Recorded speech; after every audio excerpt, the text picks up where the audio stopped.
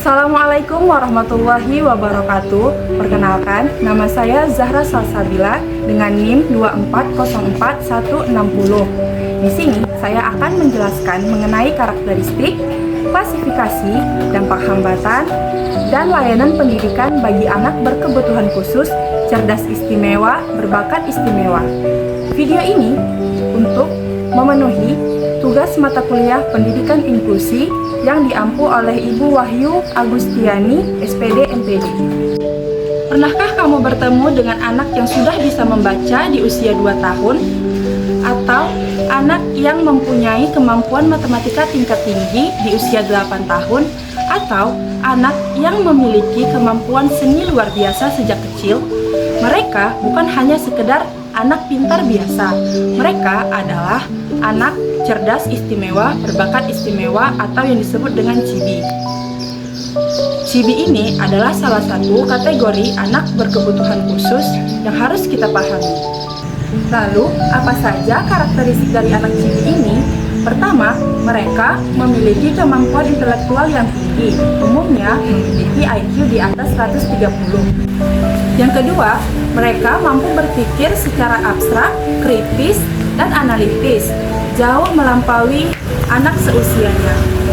Ketiga, mereka mempunyai rasa ingin tahu yang tinggi dan senang mengeksplorasi hal-hal yang baru. Yang keempat, mereka mudah bosan jika materi pembelajaran terlalu mudah atau tidak menantang. Yang kelima, sebagian dari mereka memiliki bakat istimewa tertentu di suatu bidang, misalnya matematika, seni, olahraga, dan bahasa. Namun, perlu diingat, kecerdasan tinggi bukan berarti anak mudah untuk bergaul. Banyak dari anak CIBI susah untuk berkomunikasi atau bergaul karena merasa diri mereka berbeda dengan teman sebayanya. Anak CIBI diklasifikasikan menjadi 2 kelompok. Yang pertama, cerdas istimewa, yaitu anak yang memiliki kemampuan intelektual di atas rata-rata. Biasanya IQ-nya di atas 130. Dan anak CIBI di cerdas istimewa ini biasanya unggul di berbagai bidang akademik.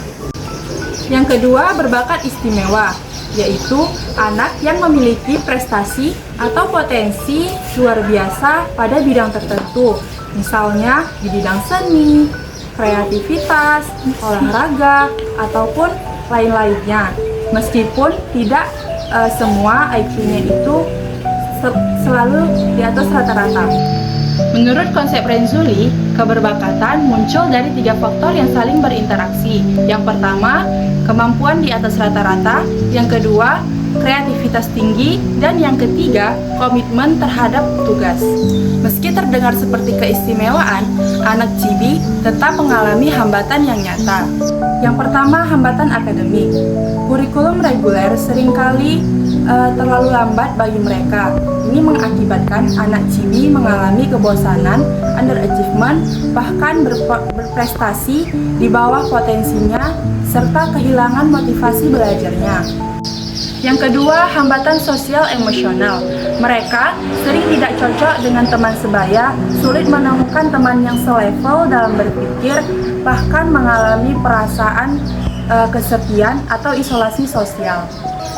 Yang ketiga, hambatan psikologis. Sebagian anak CIBI mengalami perfeksionis berlebihan, kecemasan tinggi, hingga depresi akibat ekspektasi dari diri sendiri ataupun dari lingkungannya. Lalu, bagaimana layanan pendidikan yang tepat bagi anak CIBI? Di Indonesia, pemerintah telah mengatur layanan pendidikan bagi anak CIBI melalui beberapa jalur. Yang pertama, program akselerasi. Pada program ini, pendidikan dapat ditempuh lebih cepat dari waktu normal. Misalnya SD dapat diselesaikan dalam waktu 5 tahun. Yang kedua, program pengayaan dan pendalaman. Anak diberikan materi yang lebih kompleks sesuai dengan kemampuannya tanpa harus pindah kelas. Yang ketiga, kelas khusus CIBI. Beberapa sekolah membuka kelas khusus dengan kurikulum yang disesuaikan dengan kemampuan anak cerdas istimewa. Yang keempat, olimpiade dan kompetisi. Anak diberikan kesempatan untuk mengembangkan bakatnya melalui berbagai ajang, baik akademik maupun non-akademik.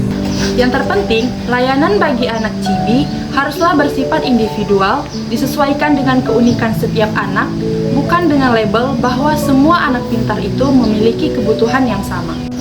Anak cerdas istimewa dan berbakat istimewa adalah sebuah anugerah sekaligus tanggung jawab. Mereka membutuhkan lingkungan yang mendukung, pendidik yang peka, dan masyarakat yang dapat memahami bahwa setiap anak memiliki caranya sendiri untuk bersinar.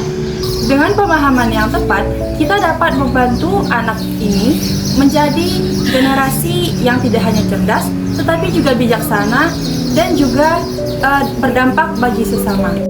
Sekian video penjelasan dari saya. Terima kasih sudah menonton. Mari kita ciptakan pendidikan inklusi dan berkeadilan bagi semua anak di Indonesia. Bye-bye!